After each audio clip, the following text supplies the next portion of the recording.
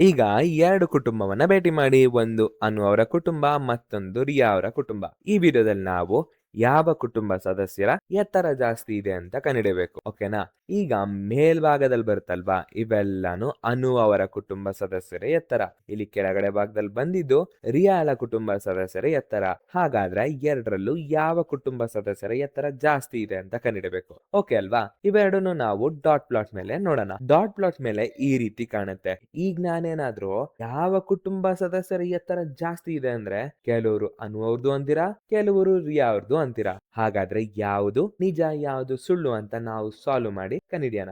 Okay ಅಲ್ವಾ? ಈಗ ಇದನ್ನ ನಾವು ಸಾಲ್ವ್ ಮಾಡ್ಬೇಕಂದ್ರೆ ನಮಗೆ ಒಂದು ವಿಷಯ ನೆನಪಾಗ್ಬೇಕು. ಏನಾ ವಿಷಯ ಅಂದ್ರೆ ಅರ್ಥಮೆಟಿಕ್ ಮೀನ್, ಅಂದ್ರೆ ಸರಾಸರಿ ಕಂಡಿಡಿಯೋ ವಿಧಾನ.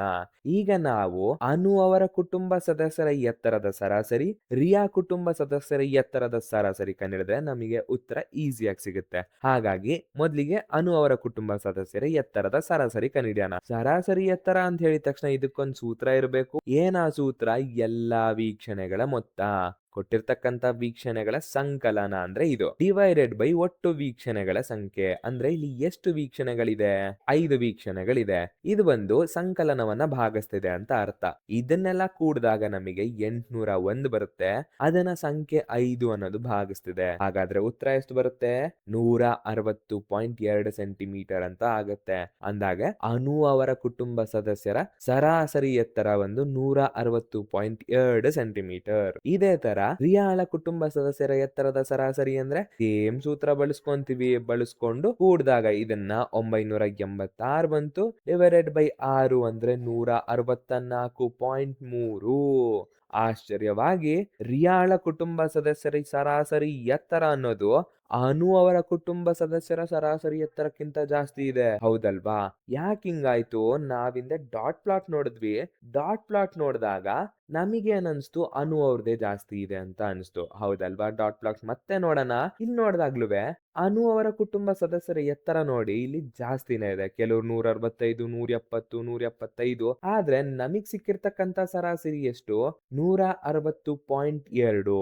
ಯಾಕಿದ್ ಕಮ್ಮಿ ಆಯ್ತು? ವಿಶೇಷವಾಗಿ ರಿಯಾಳ ಕುಟುಂಬ ಸದಸ್ಯರಿಗಿಂತ ಯಾಕೆ ಅನುಗಳ ಸರಾಸರಿ ಎತ್ತರ ಕಮ್ಮಿ ಆಗಿದೆ ಅಂತ ಹೇಳಿದ್ರೆ, ಇದಕ್ಕುತ್ತರ ಬಂದು ಈ ಮೌಲ್ಯವನ್ನ ನೋಡಿ. ಈ ಮೌಲ್ಯ ಎಷ್ಟು? 118. 118 ಅಂದಾಗೆ ನಾವಾಗ್ಲೇ ಫೋಟೋದಲ್ಲಿ ನೋಡಿದ್ವಿ, ಯಾವ್ದೋ ಒಂದು ಮಗು ಇತ್ತು. ಆ ಮಗು ಇರುವ ಕಾರಣ ಎತ್ತರ ಕಮ್ಮಿ ಇರುತ್ತೆ. ಹಾಗಾಗಿ ಇದೊಂದೇ ಒಂದು ವೀಕ್ಷಣೆಯಿಂದ ಏನಾಗ್ತಿದೆ? ನಮ್ಮ ಸರಾಸರಿ ಕಮ್ಮಿ ಆಗ್ತಿದೆ. ಇಂಥ ವೀಕ್ಷಣೆಗಳನ್ನ ನಾವೇನಂತ ಕರಿತೀವಿ ಅಂದ್ರೆ ವಿಚಲನೆಗಳು, ಅಂದ್ರೆ ಔಟ್ಲಯರ್ಸ್ ಅಂತ ಹೇಳಿ ಕರಿತೀವಿ. ಈ ವಿಚಲನೆಗಳು ಉಳಿದಿರುವ ಮೌಲ್ಯಗಳಿಗಿಂತ ತುಂಬಾ ದೂರದಲ್ಲಿರುತ್ತೆ ಮತ್ತಿದೊಂದು ಸಣ್ಣ ಸಂಖ್ಯೆ ಆಗಿರುತ್ತೆ. ಇದರಿಂದಾಗಿ ನಮ್ಮ ಸರಾಸರಿ ಎತ್ತರ ಅನ್ನೋದು ತುಂಬಾ ಕಮ್ಮಿ ಆಗುತ್ತೆ. ಹಾಗಾಗಿ ನಾವೇನ್ ಮಾಡ್ತೀವಿ? ಈ ಸರಾಸರಿ ಅನ್ನೋದು ಡೇಟಾಗಳನ್ನ ಸರಿಯಾಗಿ ಪ್ರತಿನಿಧಿಸಕ್ಕೆ ಆಗಲ್ಲ ಅಂತ ಹೇಳಿದಾಗ ನಾವು ಮಧ್ಯಾಂಕವನ್ನ ಬಳಸ್ತೀವಿ. ಹೌದಲ್ವಾ? ಮಧ್ಯಾಂಕ ಕಂಡುಹಿಡಿಯೋದಕ್ಕೋಸ್ಕರ ನಾವೇನ್ ಮಾಡ್ತೀವಿ? ಮೊದ್ಲಿಗೆ ನಮ್ಮ ಹತ್ರ ಇರುವ ದತ್ತಾಂಶವನ್ನ ಏರಿಕೆಯ ಕ್ರಮದಲ್ಲಿ ಬರ್ಕೋತೀವಿ. ಏರಿಕೆಯ ಕ್ರಮದಲ್ಲಿ ಬರ್ಕೊಂಡ ನಂತರ ಇದರಲ್ಲಿರ್ತಕ್ಕಂತ ಮಧ್ಯ ಮೌಲ್ಯವೇ ನಮ್ಮ ಮಧ್ಯಾಂಕ ಆಗಿರುತ್ತೆ. ಇಲ್ಲಿ ನೋಡಿ, ಇಲ್ಲಿ 5 ಮೌಲ್ಯಗಳಿದಾವೆ. ಹಾಗಾಗಿ ಇದರಲ್ಲಿರುವ ಮಧ್ಯ ಮೌಲ್ಯ ಬಂದು ನಮ್ಮ ಮಧ್ಯಾಂಕ ಆಗುತ್ತೆ. ಮಧ್ಯಾಂಕ ಬಂದು 170 ಸೆಂಟಿಮೀಟರ್. ಇಲ್ಲಿ ನೋಡ್ಬೋದು, ಈ ಮಧ್ಯಾಂಕ ಅನ್ನೋದು ತುಂಬಾ ಅರ್ಥಪೂರ್ಣವಾಗಿರುತ್ತೆ. ಸರಾಸರಿ ಅನ್ನೋದು 160.2 ಸೆಂಟಿಮೀಟರ್ ಆಗಿದ್ದಾಗ ಮಧ್ಯಾಂಕವನ್ನು ನೋಡಿದಾಗ 170 ಸೆಂಟಿಮೀಟರ್ ಆಗಿದೆ. ಈ ಸರಾಸರಿಗಿಂತ ಉತ್ತಮವಾಗಿ ಕುಟುಂಬವನ್ನು ಪ್ರತಿನಿಧಿಸ್ತಿದೆ. ಹೌದಲ್ವಾ? ಈಗ ರಿಯಾಳ ಕುಟುಂಬದ ಸರಾಸರಿ ನೋಡೋಣ. ರಿಯಾಳ ಕುಟುಂಬ ಅಂತ ಬಂದಾಗ ಇದಕ್ಕೆ ನಾವೀಗ ಮಧ್ಯಾಂಕ ಕಂಡುಹಿಡಿಬೇಕು. ಮಧ್ಯಾಂಕ ಕಂಡುಹಿಡಿಯುವಾಗ ನಾವು ಮಧ್ಯದ ಸಂಖ್ಯೆ ಅಂತ ಹೇಳಿದ್ವಿ. ಇಲ್ಲಿ ಮಧ್ಯದ ಸಂಖ್ಯೆ ನೋಡಿದಾಗ ನಮ್ಮ ಹತ್ರ 2 ಸಂಖ್ಯೆ ಇರುವ ಕಾರಣ ನಾವೇನ್ ಮಾಡ್ತೀವಿ? ಇವೆರಡರ ಸರಾಸರಿ ತಗೋತೀವಿ. ಇವೆರಡರ ಸರಾಸರಿ ಬಂದು ನಮ್ಮ ಮಧ್ಯಾಂಕ ಆಗಿರುತ್ತೆ.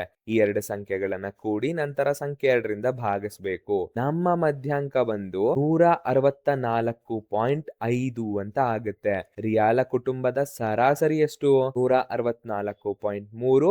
ಇದರ ಮಧ್ಯಾಂಕ ಅಂತ ಬಂದಾಗ 164.5. ಮತ್ತೊಂದು ವಿಚಾರ ನೀವಿಲ್ಲಿ ನೋಡ್ಬೋದು, ಹುರಿಯಾಳ ಕುಟುಂಬದಲ್ಲಿ ವಿಚಲನೆ ಅನ್ನೋದು ಕಂಡು ಬರುವುದಿಲ್ಲ. ಹೌದಲ್ವಾ? ಇದರಲ್ಲಿ ವಿಚಲನೆ ಅನ್ನೋದು ಇಲ್ಲದ ಕಾರಣ ನಮ್ಮ ಮಧ್ಯಾಂಕ ಮತ್ತೆ ಸರಾಸರಿ ಅನ್ನೋದು ಆಲ್ಮೋಸ್ಟ್ ಈಕ್ವಲ್ ಆಗಿರುತ್ತೆ. ಈಗ ಇದಿಷ್ಟ ಅರ್ಥ ಆಯ್ತಲ್ಲ. ನಾವೇನೇನ್ ಕಂಡಿಡಿದ್ವಿ? ಸರಾಸರಿ ಕಂಡಿಡಿಯೋದ್ ಕಲ್ತ್ಕೊಂಡ್ವಿ, ಮಧ್ಯಾಂಕ ಕಂಡಿಡಿಯೋದ್ ಕಲ್ತ್ಕೊಂಡ್ವಿ. ಅನೂಳ ಕುಟುಂಬದಲ್ಲಿ ವಿಚಲನೆ ಇರುವ ಕಾರಣ ಸರಾಸರಿ ಅನ್ನೋದು ತುಂಬಾ ಕಮ್ಮಿ ಆಗಿದೆ. ಅದೇ ರಿಯಾಳ ಕುಟುಂಬದಲ್ಲಿ ವಿಚಲನೆ ಇಲ್ಲದ ಕಾರಣ ಸರಾಸರಿ ಮತ್ತೆ ಮಧ್ಯಾಂಕ ಅನ್ನೋದು ಎರಡು ಆಲ್ಮೋಸ್ಟ್ ಈಕ್ವಲ್ ಆಗಿರುತ್ತೆ. ಈ ವ್ಯತ್ಯಾಸವನ್ನ ನೀವಿಲ್ಲಿ ನೋಡ್ಬೋದು. ಮತ್ತೊಂದು ವಿಚಾರ ಏನಂತ ಹೇಳಿದ್ರೆ, ಈ ವಿಚಲನೆ ಅನ್ನೋದು ಕೆಳಮಿತಿಯ ಕಡೆ ಇದ್ದಾಗ, ಅಂದ್ರೆ ಲೋಯರ್ ಎಂಡ್ ಕಡೆ ಇದೆ ಅಂತ ಆದ್ರೆ ನಮ್ಮ ಸರಾಸರಿ ಅನ್ನೋದು ಮಧ್ಯಾಂಕಕ್ಕಿಂತ ಕಮ್ಮಿ ಇರುತ್ತೆ. ಅದೇ ತರ ಈ ವಿಚಲನೆ ಅನ್ನೋದು ಮೇಲ್ಮಿತಿಯ ಕಡೆ ಏನಾದ್ರೂ ಇದ್ರೆ, ಅಂದ್ರೆ ಈ ಕಡೆ ಎಂಡ್ ಅಲ್ಲಿ ಅಪ್ಪರ್ ಎಂಡ್ ಕಡೆ ಇದೆ ಅಂತ ಆದ್ರೆ ನಮ್ಮ ವಿಚಲನೆ ಅನ್ನೋದು ಆಲ್ಮೋಸ್ಟ್ ಈಕ್ವಲ್ ಆಗುತ್ತೆ ಅಥವಾ ಮಧ್ಯಾಂಕಕ್ಕಿಂತ ಜಾಸ್ತಿ ಇರುತ್ತೆ. ಈ ಸರಾಸರಿ ಮತ್ತು ಮಧ್ಯಾಂಕ ಏನು ಅಂತ ಹೇಳಿದ್ರೆ ಕೇಂದ್ರೀಯ ಪ್ರವೃತ್ತಿಯ ಅಳತೆಗಳು, ಅಂದ್ರೆ ಮೆಜರ್ಸ್ ಆಫ್ ಸೆಂಟ್ರಲ್ ಟೆಂಡೆನ್ಸಿ ಅಂತ ಹೇಳಿ ಕರಿತೀವಿ. ಇವೆಲ್ಲಾನು ದತ್ತಾಂಶದ ಕೇಂದ್ರವನ್ನ ಪ್ರತಿನಿಧಿಸುತ್ತೆ. ಮತ್ತೊಂದು ನೆನ್ಪಿಟ್ಕೊಳ್ಳಿ, ತೀವ್ರ ಮೌಲ್ಯಗಳಿದ್ದರೂ ಸಹ ಮಧ್ಯಾಂಕ ಅನ್ನೋದು ಸ್ಥಿರವಾಗಿರುತ್ತೆ. ಅಂದ್ರೆ ಎಕ್ಸ್ಟ್ರೀಮ್ ವ್ಯಾಲ್ಯೂಸ್ ಇದ್ರೂ ಮೀಡಿಯನ್ ಅನ್ನೋದು ಸ್ಟೇಬಲ್ ಆಗಿರುತ್ತೆ. ಸರಾಸರಿ ಅನ್ನೋದು ಚೇಂಜ್ ಆಗ್ಬೋದು, ಆದ್ರೆ ಮೀಡಿಯನ್ ಅನ್ನೋದು ಸ್ಥಿರವಾಗೇ ಇರುತ್ತೆ. ಹಾಗಾದ್ರೆ ಈಗ ನೀವ್ ಡಿಸೈಡ್ ಮಾಡಿ ಯಾವ ಕುಟುಂಬದ ಎತ್ತರ ಅನ್ನೋದು ಜಾಸ್ತಿ ಇದೆ ಅಂತ.